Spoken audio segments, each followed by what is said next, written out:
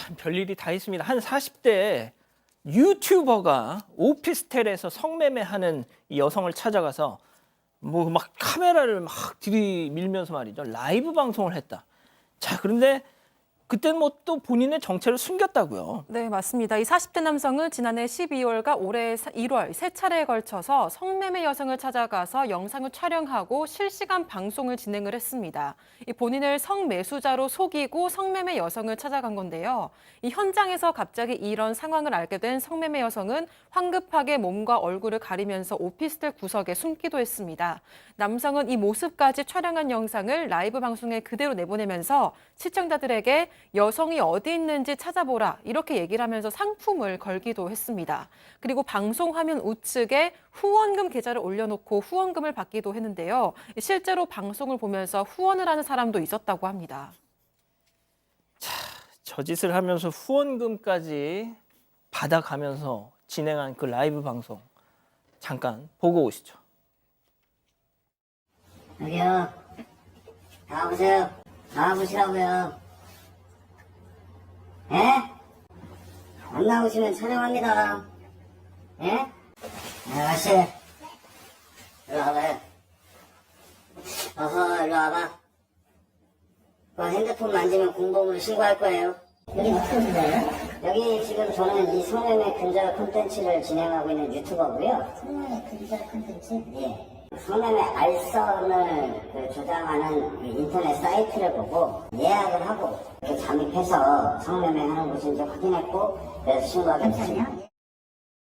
여기는 어떻게 오신 거예요? 라고 묻는 사람이 경찰인데, 자, 경찰 앞에서도 저는 성매매 근절 좋은 일 하는 유튜버다.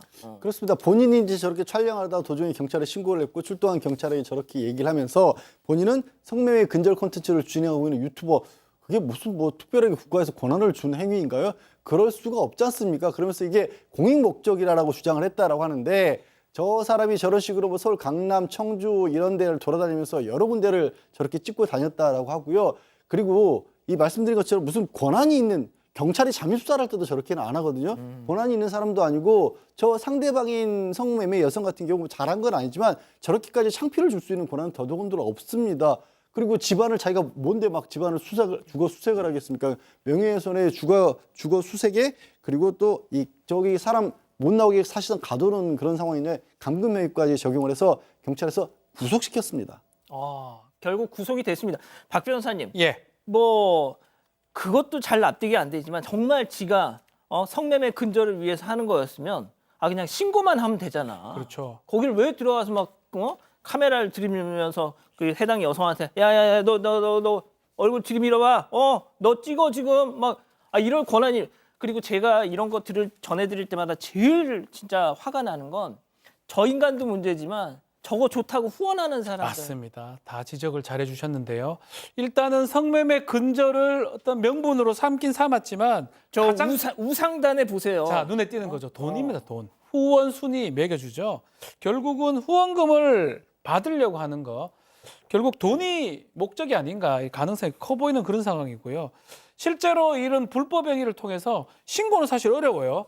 성매매 하는 분들이나 또 업주들이 그 신고하기 어려운 이런 것들 약점을 삼아가지고 자기는 성매수자인 것처럼 또 멋있는 것처럼 신고도 하고 또 구독자도 모으고 말씀처럼 후원금도 받고 마치 정의로운 일을 하는 것처럼 보이는데요.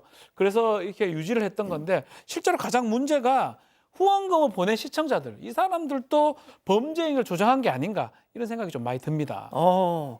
자, 그런데 이 40대 유튜버 뭔가 좀 사연이 있는 사람이었습니다. 한때 이런 조직의 대표를 맡았다는 건데요. 또 이 관련해서 재판도 받고 있다는 겁니다. 체크포인트 짚어보죠. 자, 여청단, 여성 청소년 성매매 근절단의 줄임말인데요. 이 사람이 이걸 만들었다고요? 네, 그렇습니다. 여청단이라는 단체를 조직한 인물인데요. 겉으로는 뭐 여성 운동을 하는 것처럼 표방했습니다. 미투 운동에도 참여하고 거리 정화 운동이라는 걸 벌이기도 했어요. 그런데 사실은 성매매 업주들을 협박하고 제품을 갈취한 혐의로 지금 이제 재판도 받고 있고요. 겉으로는 뭐 불법 행위를 신고하는 것 같지만 사실 뒤에서는 불법을 눈 감아주는 대가로 상납금을 받아왔다고 합니다. 그것뿐 아니라요. 경기 남부 지역 최대 규모로 성매매 오피스텔도 운영했다고 합니다. 아휴, 진짜 어쩌면 좋니 진짜. 자, 2019년쯤이었습니다. 이게 당시 방송이 딱 나가고 여론의 비난이 막 쏟아지니까 앞서 그 40대 유튜버 당시엔 조금 젊었겠죠. 해명을 하겠다고 당시에도 또 유튜브 채널을 개설을 하고 방송을 했어요. 그때 영상 잠깐만 들어보시죠. 좋은 일을 해도 욕먹고 의심받을 수 있겠다. 이건 아닌 것 같다. 근본이 없으면 좋은 일도 하지 말라는 법이냐. 그래, 근본을 만들지.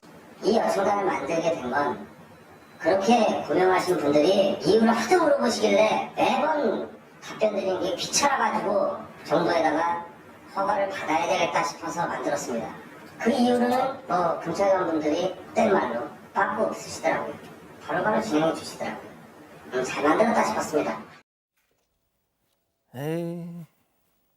자, 저 유튜버를 이제 보내긴 보냈는데 한 달 돼 이 사람 경찰에 구속이 됐습니다.